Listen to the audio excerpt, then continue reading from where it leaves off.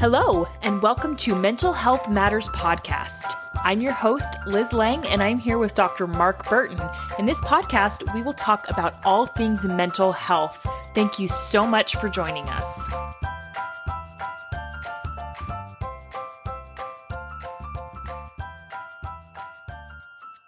Hey guys, Liz Lang here with Dr. Mark Burton, and this week we are going to talk about suicidality. And it's going to be a really important episode, but every episode this month is going to be important because suicide is very important. And I don't know that we can stress enough how important just talking about it is. And that's kind of what helps break the stigma. So I want to start with something that I just learned today. There is apparently a new suicide hotline number. 988.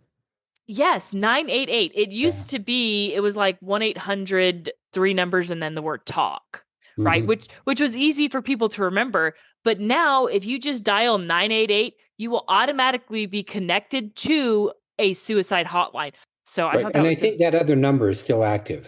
I would imagine so. I don't think they took it off, but it's just their way to probably shift.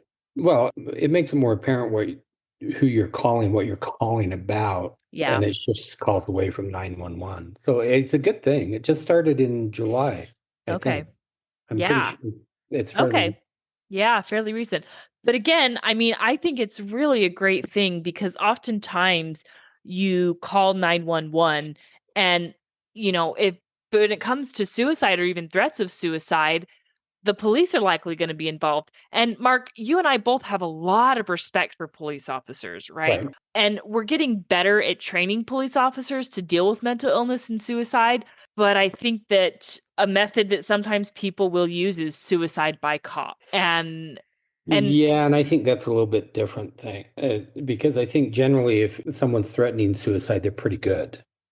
My senses are pretty good. It's just if you're going to kill yourself and you're going to pull a gun out at a policeman, that they really don't have any other choice. They really don't. There are certainly people who do that.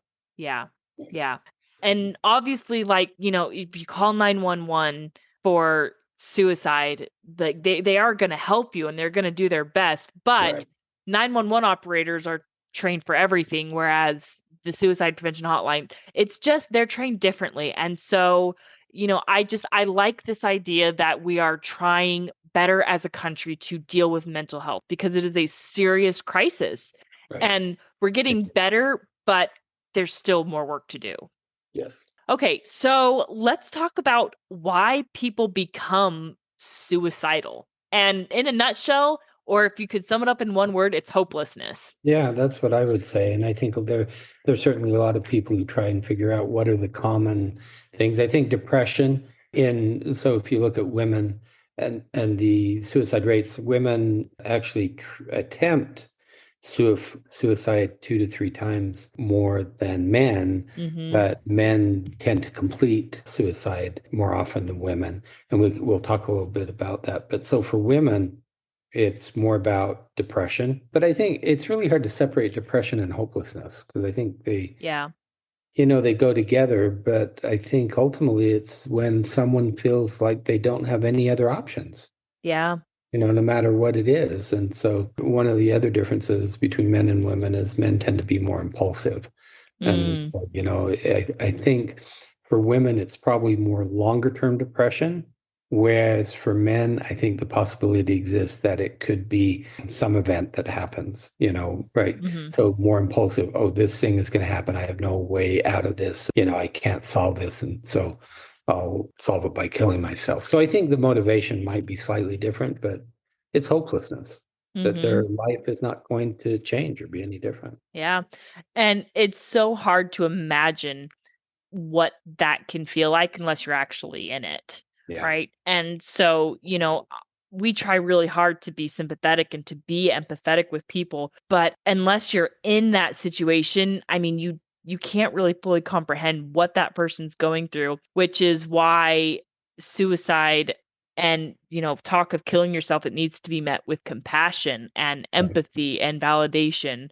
Even if they are doing it for attention, well, give them the attention because it's better that they get the attention and they get that dealt with than to ignore it, right? Right, but I think it's really hard to separate because Yeah. there are certainly some mental health issues, most likely personality disorders, which I think we've talked about in the past, that sometimes it is attention seeking and there's not Mhm. a real serious threat to self-harm. It's just I want the attention. So what we're really talking about today, though, Yes. is more often those people who, are feeling hopeless.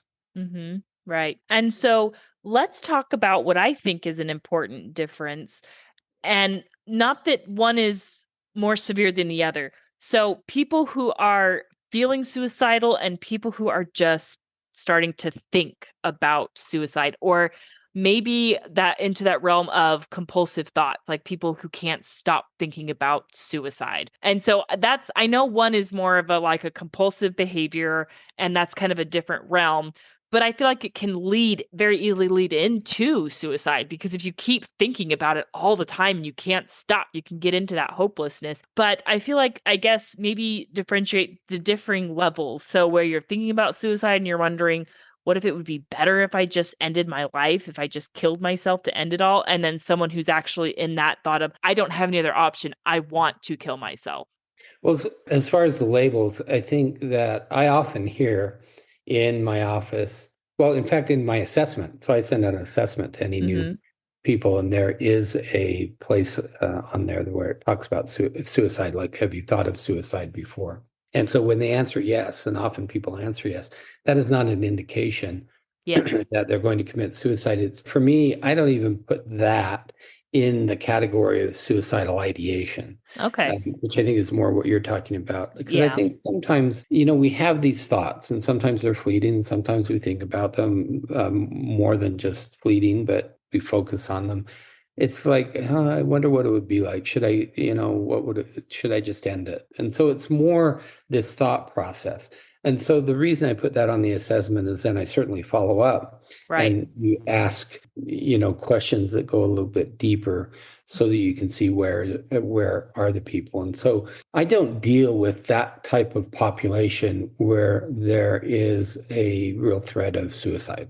Mhm. I'm dealing mostly with couples, but even in the couples, sometimes they can despair in such a way that they have thought about it. Mhm. So I think that, I don't know if you'd call it the bottom level or the lowest level, is just sometimes people think about that. They have thoughts. What would this be like? Would this solve my problems?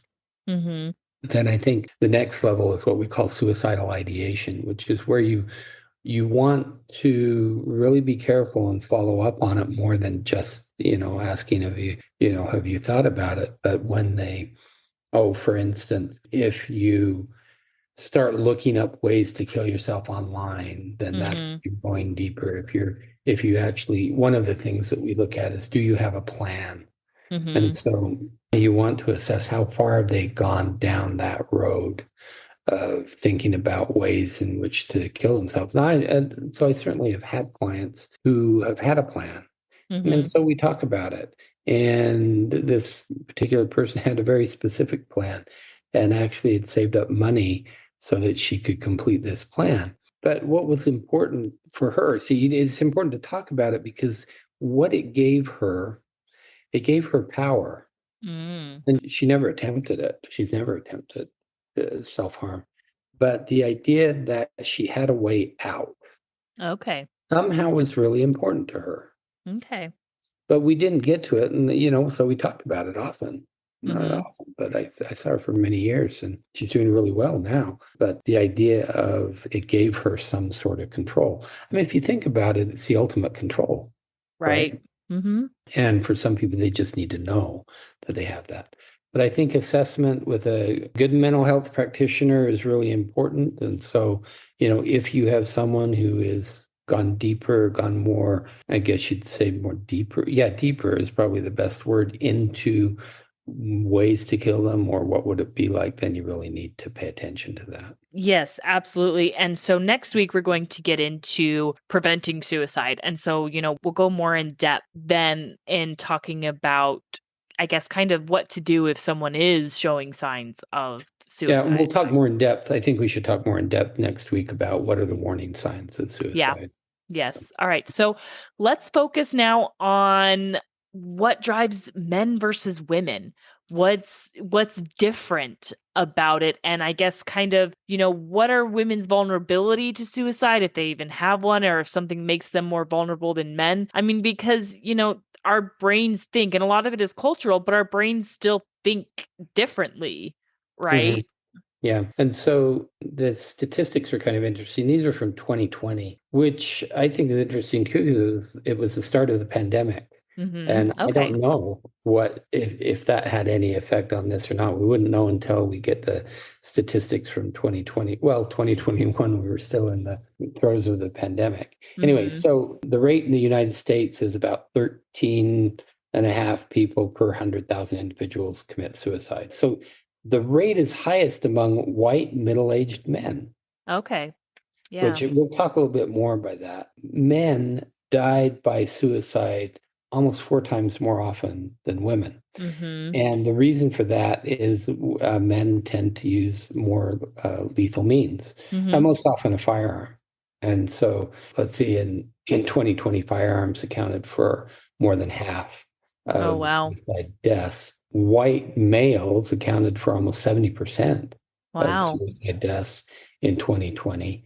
And so, just since I brought up the gun thing, while it's on my mind, I want to talk, and this is going to be different than what you think, because I think even Adrian may have said this, that what we need, or what a solution might be, is tighter gun control laws. But if you look at the UK, Mm-hmm. and I think this is true for Canada, that in the UK, men attempt suicide. I think the ratio, it's higher than here. It's like three-quarters Mm-hmm. of the completed suicides are men in the UK, but they have very strict gun laws. So they aren't killing themselves with guns. So for someone to say the solution, to at least for men, is to have stricter gun laws, it's not correct. It wouldn't Right. happen. So in the UK, I mean, if you look at what's the most common means of completed suicide, it's hanging or strangulation. And Interesting. which is also, if you think about it, if you're doing that on your own, Yep. it's a pretty lethal method of Yeah. killing yourself. But my point in bringing that up is it's too simplistic to say we need stricter gun control laws and then the suicide rate for men would go down. I don't think Hmm. that would happen. Yeah. I tend to agree. I mean, because if someone really is in that mode and they're going to do it, they're going to find a way. I They'll mean, find a different way. a And so, knife, a knife can be just as effective as right, a gun, right. right? In And fact, so, I think that's the second most lethal way in the UK is, yeah. stabbing or cutting yourself, probably slit your wrist. I think that the important thing that I want to bring out here, this is a mental health issue. Yes. And so I think the issues that men and women deal with might be different. Mhm. So, in looking into this, I found a couple of different news pieces that focused on Wyoming. And Okay. so, the reason they focused on Wyoming is that Wyoming has the greatest per capita suicide rate in our country. Okay. And the reason guns came up is they also have the highest rate of gun ownership in the country. Okay. And that's why I was looking at this, because part of the solution that they were saying is stricter gun control laws. But then I had just looked at the stats from the UK, and it made absolutely no sense to me. Yeah.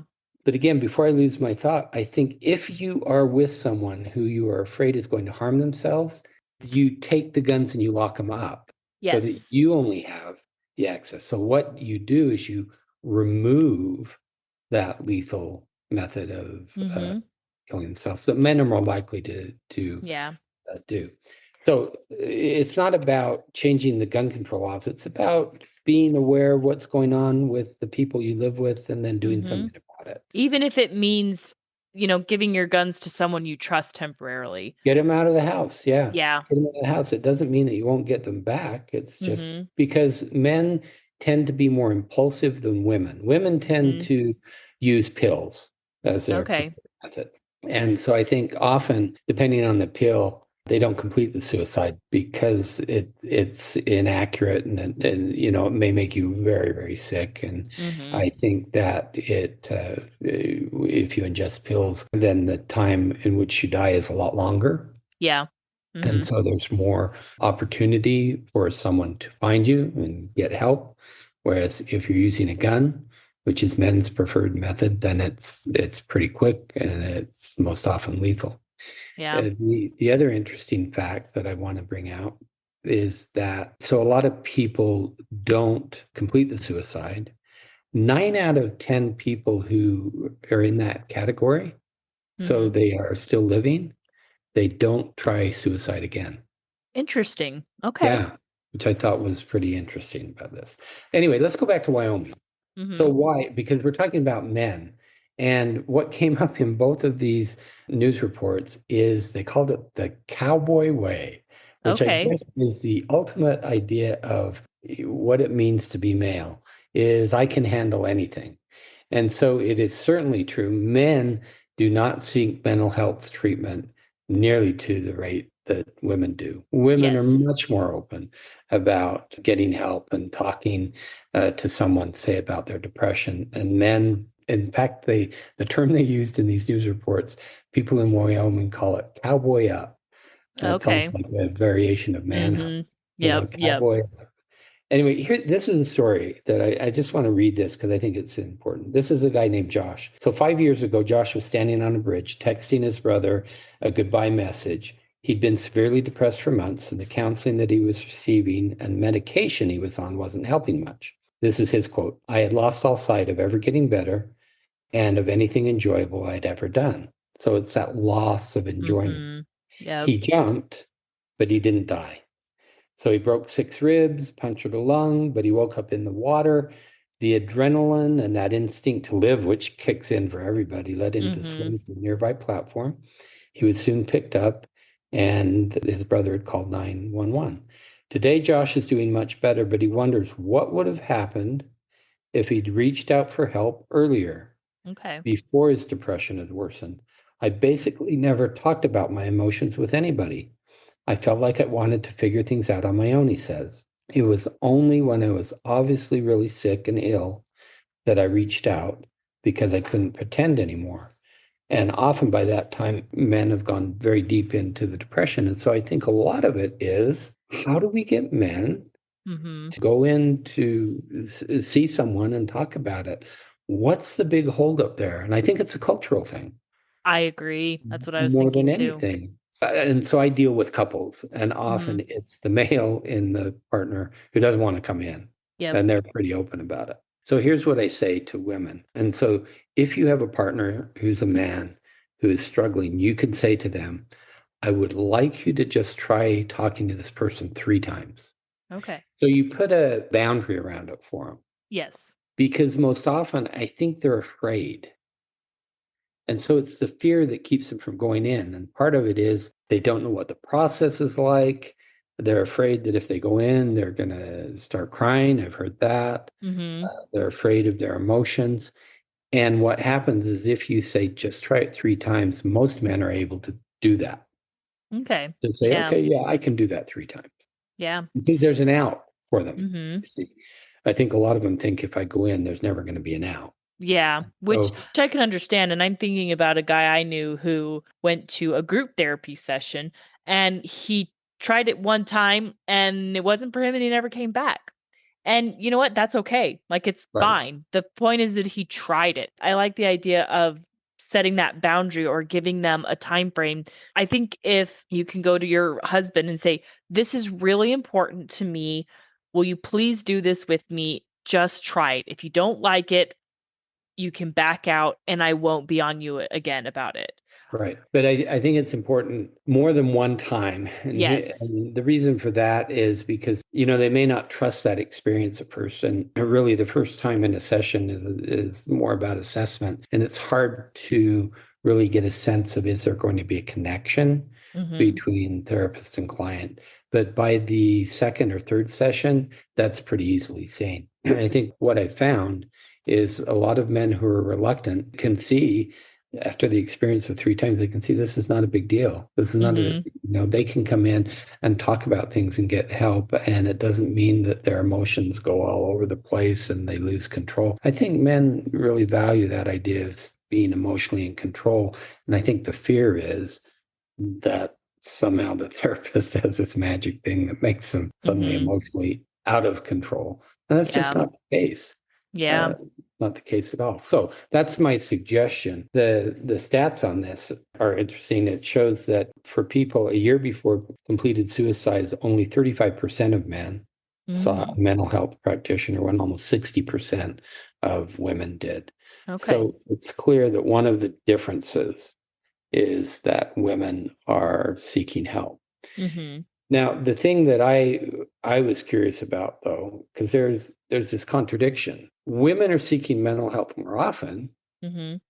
but they're also attempting suicide more often than men. Interesting. Okay. What is that about? And so I think the only thing I can think about is that it's depression. We know this depression affects women more often than it Mhm. affects men. And that's a long-standing statistic that's true. And I think culturally we need to figure out what is going on with women. So it's not just that we should focus on the men and getting them into treatment, Mhm. but I think we need to do a better job of understanding in our culture what is it that causes women to enter into depression more often than men. One thought that I have is we're talking is women are more emotional. And I don't mean that to be a bad thing. And I think that's very much cultural, but I mean, women tend to just feel emotions more profoundly than men in general. Like I'm making a very generalized statement and I realize this. I realize that there are men out there who do feel emotions very profoundly and I think also it can depend on the context. But that's I guess just one of the things that I think of that women just feel more and oftentimes their emotions are more elevated and so it maybe that's that driving force. And I don't know that there's really anything that you can do about that aspect or that there's anything you really want to do because I would never want a woman to say, "Well, just temper your emotions or rein your emotions in," because emotions are important and they're all valid no matter what they are. And I think maybe again, the only thing that we can do is to just keep talking about it and keep normalizing suicidal ideation that it's okay that you feel this way and you have resources, you have help. Right. And I think there's some other factors. Okay. And this is going to lead into a story that you have to share with our listeners. And that is that I think women in our culture, even now, Mhm. tend to have less power. Yeah. And they tend to also have, I think this is still true with abuse, suffer more abuse Yep. as children, whether it's sexual abuse. I think that women certainly are raped more often Mhm. than men are. And so I think that for a lot of women, their experience in life is one of trauma and Mm. one of powerlessness. Okay. And so I think that for me, I think that's a huge factor in the reason that women have more depression. And that I agree with because it's very rare to hear of men being sexually assaulted. Right. And not that it can't happen. It does happen, but it's rare. Yes. Yes. And I think a lot of that has to do with physiology. And so it does happen, but it's just not as common. And I think a lot of it has to do with like what we talked about of that power differential, Hmm. because it's a lot harder for most women to overpower men because of the way we're built. Women are tend to be smaller. And so like you said, this leads really nicely into a story that a friend of mine shared, and she gave me permission to share this story. So she is 28 now and she's married and very much struggling in her marriage. And she's kind of just starting to unravel this. So when she was 12 years old, she was molested by her grandpa. And then her freshman year of high school, she started counseling and was raped by the counselor. I don't know what happened with that, but I mean, when I heard that, I felt all sorts of emotions, all the emotions from disgust to anger to just, sadness. And the worst part in both of these instances, she was told that she had asked for it. She was Right. asking for it because of the way she dressed. This led her to commit suicide 3 times between the ages, I think 14 to 18 is what she said. So 3 suicide attempts in 4 years. And it wasn't until around the time she turned 18 that she finally started to realize it wasn't her fault and she wasn't asking for it. And I also want to be very, very clear with that. I don't care if you walk into someone's room stark naked, unless you actually say or want to have sex with someone, then you are not asking for it. There is Right. absolutely no reason for someone to ever force themselves on you at all. It's unacceptable. And so around the time she turned 18, she started to come to this realization that, oh, it wasn't my fault. I wasn't asking for it. And so she's better now, but so she's married, and I don't know the specifics, but her husband did something that triggered her and she didn't realize it. And Hmm. so, but it's creating a lot of friction in their marriage. And so I wanted to ask you, because she said to me that she doesn't believe in therapy. She doesn't believe it anymore, which no one can really blame her given what she's No, I been can't blame through. her at all. No. I mean, think of the betrayal.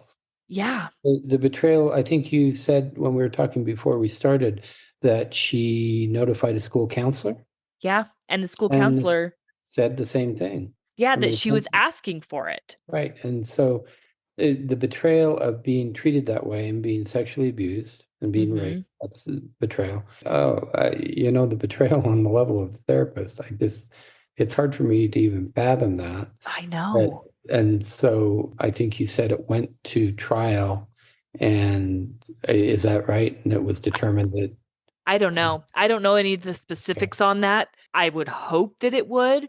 I mean, because there's no statute of limitations on this thing, yeah, right? I mean, so even if it came out, I mean, it's been, 14 years now.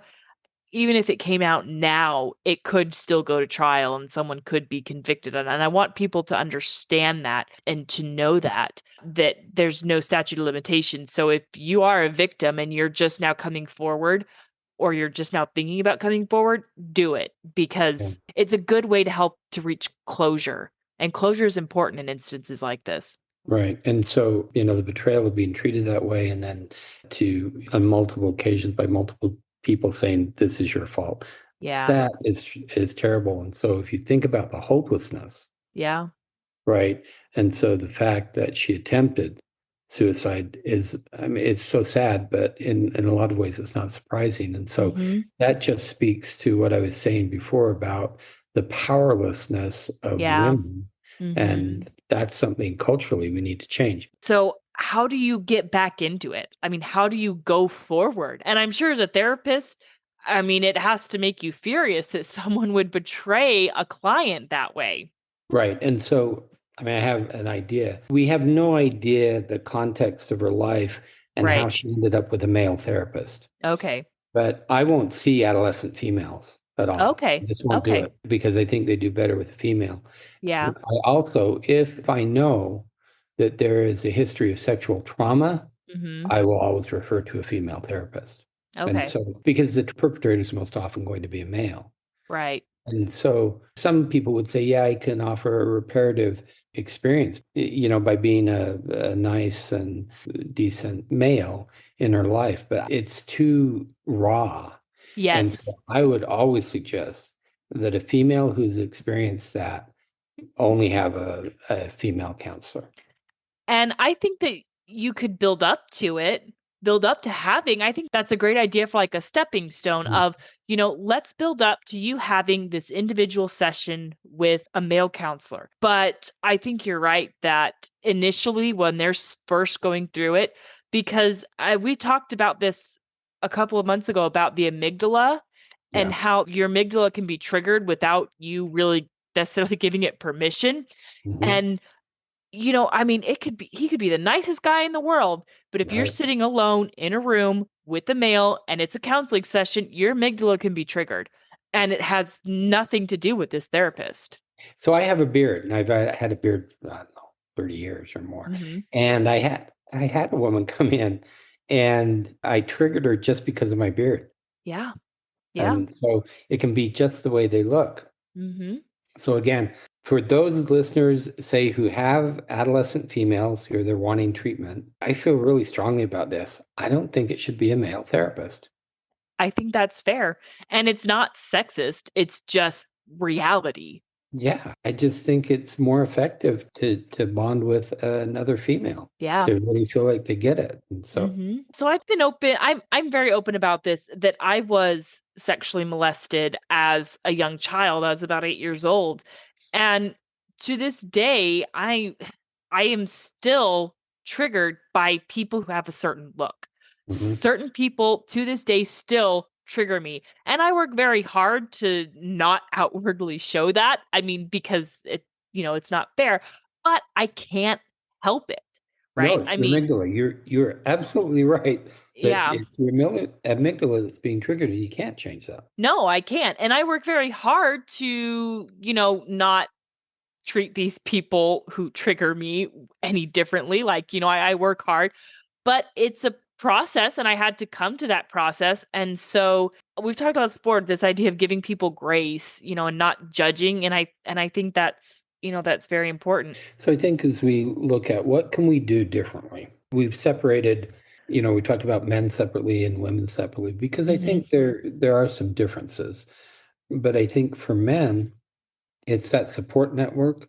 Yeah. Men resist Hmm. that independent spirit, or like they say in Wyoming, it's the cowboy way of life. Yeah. So the news features that I was looking at, there are a lot of people really trying to change that Good. in Wyoming, and then it's specific to targeting men. And so, because they do have the highest rate of attempted suicide in the country and probably completed suicide as well. And so they were talking about this new 988 number and what they're trying to do. So if you think about Wyoming, it's a very rural state. And Hmm. the other factor is there's a lot of isolation. Mm. And so if you think about isolation, it's the thing you don't want to have Yes. if you are thinking about suicide, Yep. because I think it just makes it more likely you're alone. And what we found is to have people around you, to have that social network, and women are just much more comfortable. And I Hmm. think they do a better job of creating those social networks, Yeah. which then I think for me says that if a female gets into that space of feeling hopeless, hopefully there are friends or family around that see it. Yeah. And then as we'll talk more about, next week, that do something about it. Don't ignore it, but actually start talking about it. And so Yes. I read this somewhere where some people think that if you talk about suicide with someone, it makes it more likely they will attempt it. And that is just not true No, at no, no, all. no, no, no. And so it makes so much more sense to really put it out there on the table, Mhm. to talk about it, to talk about the hopelessness or the depression or if it's a traumatic history that they have, that you get it out on the table and talk about it. And then Mhm. for men, really try and help them get in to see someone about it. And I think men are probably gonna be more receptive to a male therapist too. I think that's important to mention as That well. is true too, and I really Yeah. believe that. Yeah. And so, I our listeners don't think of me as being sexist. I just think it's what works better. Yes. No, I agree. I mean, well, it's the same thing with a female who's suffered sexual abuse. She's just likely to do better with a female therapist, Right. right? And so, men are more likely to do better with the male therapist. And it just is reality. It is what it is. And what's most important is people getting help. That Right. is that is really what matters. And so I don't want our listeners to think I'm making this blanket statement, because there are certainly men who are comfortable with female therapists. Yes. I Yes. know that. My daughter and my wife certainly have many individual male clients. It's just if you have a sense that you're going to be uncomfortable, say with a female or male, let them know. Yeah. I mean, there's certainly some male therapists who say, I don't want to see a male. And that, if you get into it, it's their own history. They've had a Mhm. part of a negative history with the important men in their lives. And so they want Yeah. a female. So it goes both ways. I think maybe the way we should frame this is be specific about who you want to see. It's Yes. your choice. Yep. And I've probably said this before, but this is so important for listeners. When you're thinking about therapy, it's the relationship you have with the therapist that makes the most difference, that Yes. is the most important. Yes. And that is borne out in lots of different studies where what is the most important factor? It's the relationship. So if you can have a good relationship with either male or female, great. If you can't, then request the one that is going to make more sense to you. And don't be afraid to say you need to see someone else. Right. If you don't get that relationship, you really should know, certainly by the third session, whether it's going to click or not. Mm-hmm. Often in the first session, you'll know it in the second session. Yeah. But if it's not clicking for you, if you feel like the relationship isn't going to be therapeutic or strong, then just say, I need someone else. And any good therapist is going to say, I will help you find someone else. Yes, that's got to be like therapy 101 is don't take it personally when someone says this isn't working. No, You we know, can't help everyone. We exactly. just can't. But there is someone for everyone. You're right. And So, I'm going to be a good fit for some people. I'm not going to be a good fit for everybody. yes. And so it's important to know that and be able to speak up, Yep. taking control. Yeah. So 988 again is Yes. that number. Next week, we're going to get into preventing suicide. And so we're going to really kind of break that down. We will talk to y'all next week. Have a good week, everyone. Have a question for Dr. Burton? How about a topic you'd like us to cover? Send us an email at mentalhealthpod21@gmail.com. This podcast was produced and edited by Liz Lang. Music is by Audio Lounge.